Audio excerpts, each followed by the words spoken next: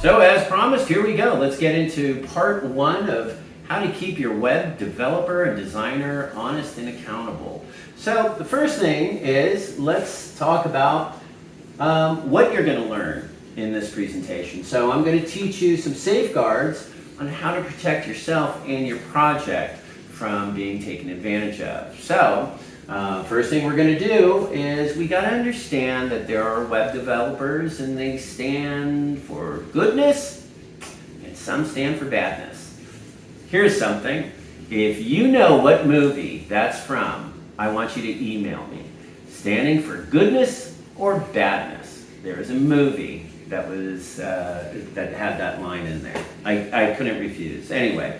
All right, so I'm going to show you that when we do have developers that stand for badness, well, I'm going to show you how to protect yourself from those types of developers and share methods with you that I've learned over the years as a web developer and project consultant. So I want you to get comfortable and let's learn this together, because there's a lot to learn, and you will learn how to negotiate all this stuff on your own, so you can hold your developer and or designer accountable for what they're bringing to the project. All right, so if that's the case, then we need to ask questions. So what are those questions?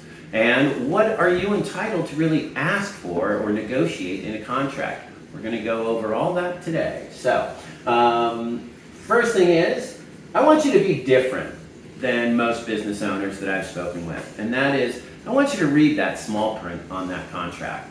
Unfortunately, a lot of web developers and designers, they come in and the business owner is unknowing. And really, they don't have the time to read the small print, unfortunately. And then they realize at the end of the project, they didn't really get what they thought they were signing up for. So, dare to be different. Be the business owner that does read the small print, because there are some curveballs that you will find in that small print. And those are the things that we can negotiate, we can request that they become omitted. There's many things that you can do to make sure that you get what you want. All right, so please make sure that you do have the contract, and if you have any questions, write those questions down and share them with your web developer and or designer. Okay, they're there to hopefully get you what you need for your project. All right, let's talk about project fees. So late fees, they're usually applied to projects, and find out all the fees up front. All right, so there's project fees. It could be revision fees, design fees, late fees. There's lots of fees that could be charged to your account. And remember, if you don't read that small print, you're not going to know. And oftentimes, business owners are taken by surprise because they realize that the total for the project was way above what they had planned for. So how did it get out of control? Either they didn't see that small print, or maybe they just delayed the project and incurred a lot of unnecessary fees. So we're going to talk about that today. Also, you want to find out about design fees. So some developers and designers, they apply design fees when a project's being modified. So you got to know, what are these fees and when are they being charged, and what is considered a design fee, usually like a redesign. Okay, well, define for me what that means. When is it considered a redesign versus just refreshing my page? So usually they have a percentage, and that's great, but you can certainly ask about that. So when does a design fee to redesign a page come into play versus just updating my page? So be very clear about that. And then also override fees. So that's usually applied when a client fails to provide the content, let's say the graphics, they didn't get the logo in, or they don't have one. They said they were going to create this for the project and then turn it over to the web developer or designer. Well, the override fee can come into play when you're stalling out the project and they need to stay on time.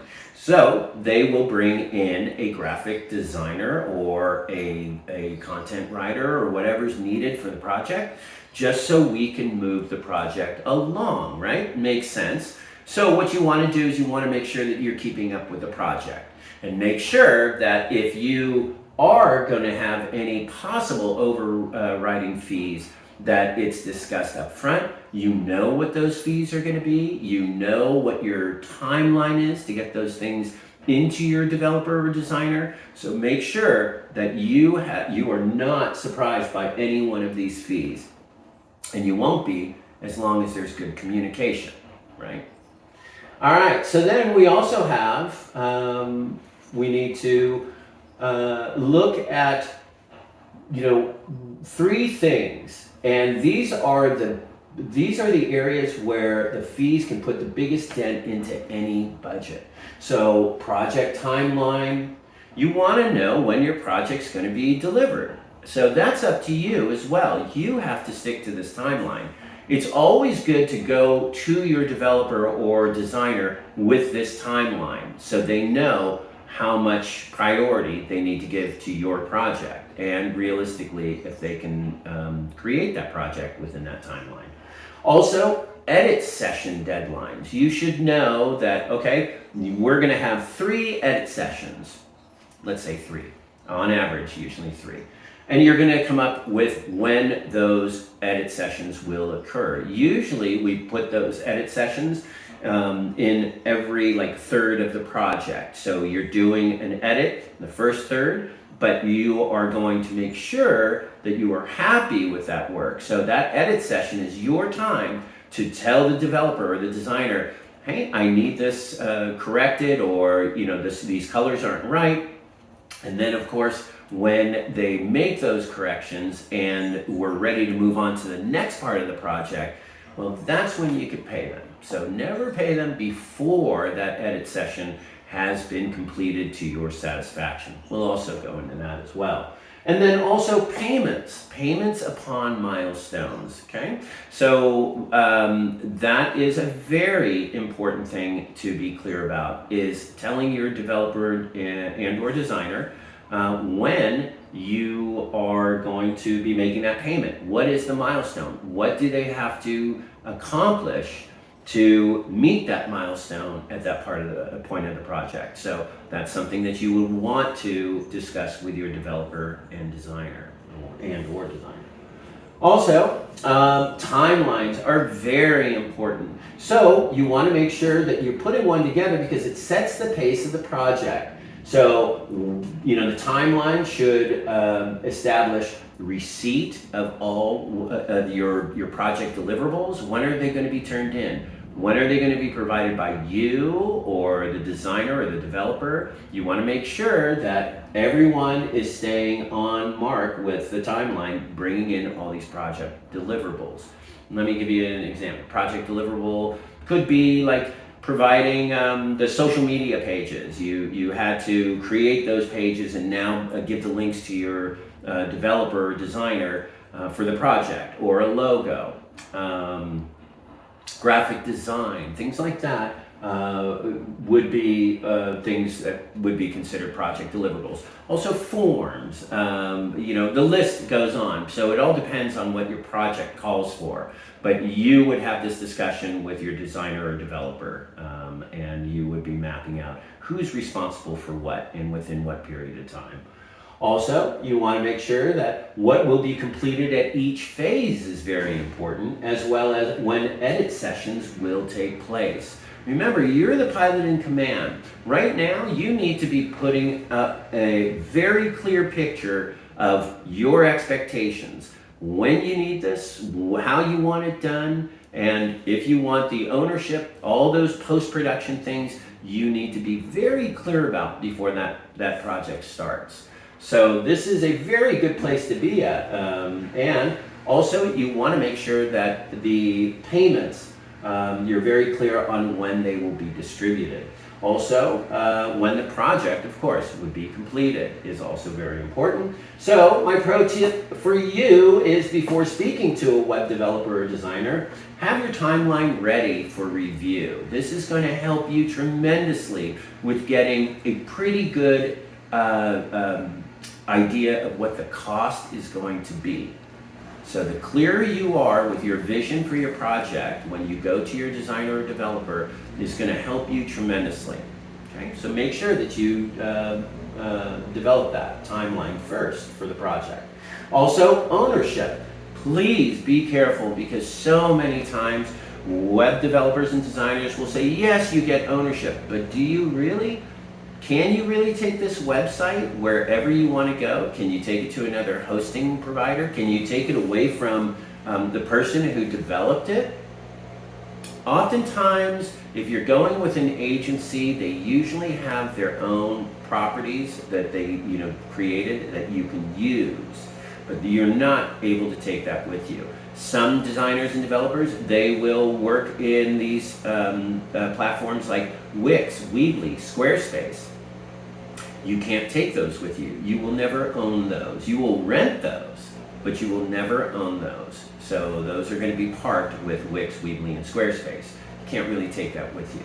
So, and also, if you are working with an agency who happens to be building a WordPress website for you, again, just because it's WordPress, and that is one of the pluses to WordPress, is you can take it with you, and you can have ownership or free user rights to that template, so you can take it with you. Can't resell it though, but you can take it with you. Some agencies will not allow that because their WordPress theme was developed by them, so you want to make sure that you know if you're really getting ownership or not.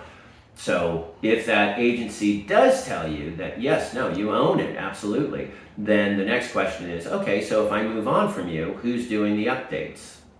Where am I getting the updates? How can I keep my website up to date if you're not around anymore? So these are the things that you really want to be asking right now before the project starts.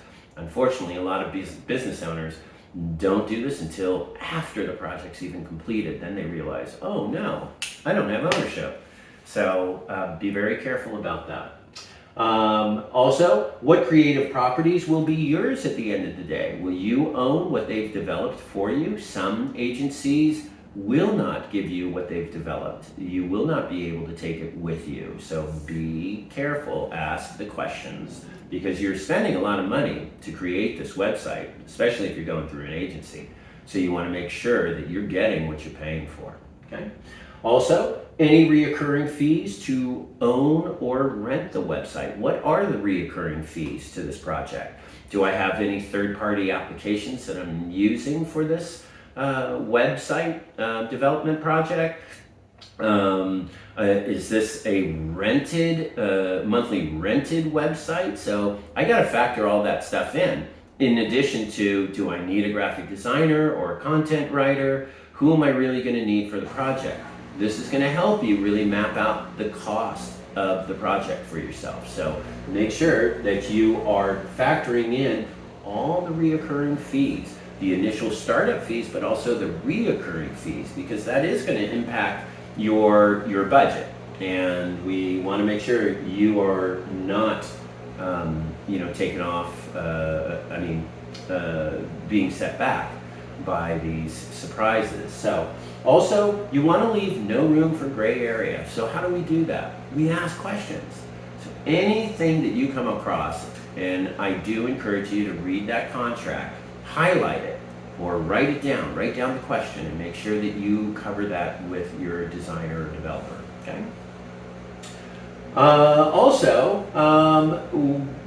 Please ask these questions not after you sign the agreement. You ask these questions before you sign the agreement, please. So anyway, that is the first part of the Marketing Mensch. Now we're going to go into, in the second part, the 4 things you should never, ever, ever give your designer or developer to do for you. as well as a lot of tips and tricks with negotiating a contract. So I do hope that you come back and you join me for part 2. Of course, if you have any questions from this episode, I would love to hear from you. So please email me at darren@unetdesign.com. I would love to hear from you. Or even if you have a project that you're starting and you have your own questions, I'd love to hear from you. I'm here to help you. I'm providing this channel free for you so you can be in the know about all this stuff. So I really hope you use all these resources to your advantage. So fill me in on what you're doing. I'd love to hear about it. And then, of course, subscribe. If you haven't subscribed already, please do, because you'll receive a shoulder tap when I'm doing these episodes. You're also going to be a part of a very involved community of business owners who enjoy marketing just like you. So it's been a wonderful, I've been doing this for, I guess, since the beginning of the new year. And it's been a wonderful ride, and I'm loving the feedback that I'm getting and the support that I'm getting. So please subscribe, be a part of a wonderful community. All right, Menches. Well, that's it for part 1. Please join me for part 2. Until then, stay creative and stay healthy.